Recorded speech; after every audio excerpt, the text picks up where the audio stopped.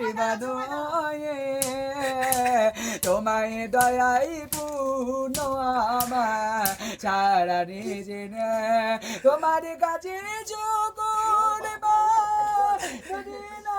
পরে ঠিক আছে তোমার কাছে সকল সবই তোমায় করে তোমার কাছে জানলে বানা আম্মা পটিডি তোমায় দয়াই পূর্ণ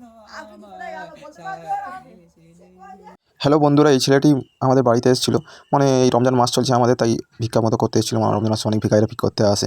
আর এই ছেলেটা অ্যাকচুয়ালি ভিখারি নয়, এটা ছেলেটা ভালো ছিল শুনেছি।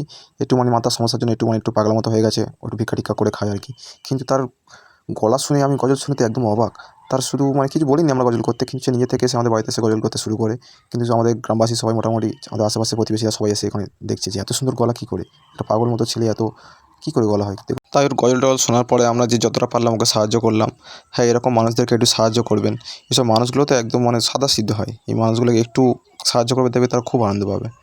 ভিডিওটা এখানেই শেষ করছি। এরকম ভিডিও আরও পাওয়ার জন্য চ্যানেলটাকে সাবস্ক্রাইব করুন।